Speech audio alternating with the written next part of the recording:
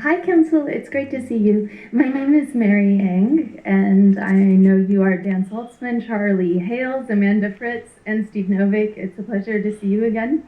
I'd love to tell you about my other adventures. I'd like to take a moment of silence for all victims of police brutality.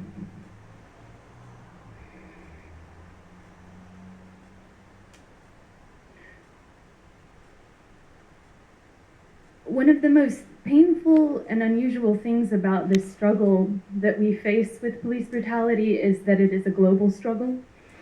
With, say, an organization like USAID wants to inspire law enforcement reform in cities where people are beaten and flogged on the public street. And our international objectives often don't match with our national performance. And I think if you go to the State Department will try to make it sound like our International Disabilities Treaty is something incredible, and we are the pioneer country that has this model treatment of disabled people. But I think when we look at instances like this with this tasering event, we can see that our performance is not up to par.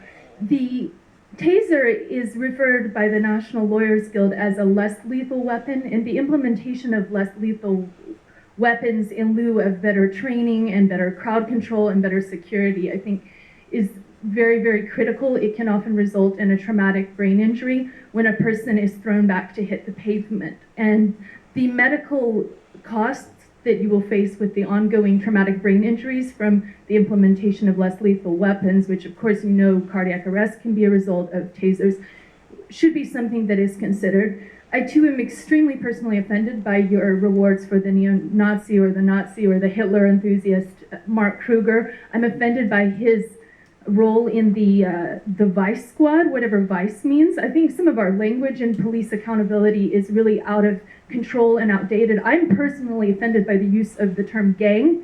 When a group of white people are walking down the road, they're just white hipsters. But when a group of black people walk down the road, you call them a gang. And I don't know what you mean by gang. And I think we need a critical evaluation of all of the linguistic things that we are using as we approach police reform, including the issues of mental illness. And if your police are inflicting mental illness, we are creating disabilities. And I think some kind of federal and state and local collaboration could ascertain if the Social Security Administration is going to have to give a PTSD check to somebody for their long-term disabilities because of some crime the Portland police have committed. Where's a prosecutor like Arlen Specter who's willing to take police down for police brutality?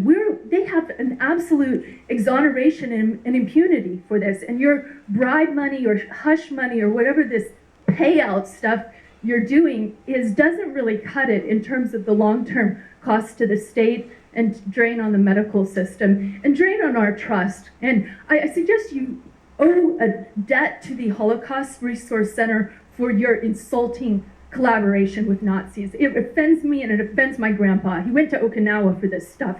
And as the ghost of Ransom Eng, this stuff really, really upsets me. And a lot of my best friends are Jewish.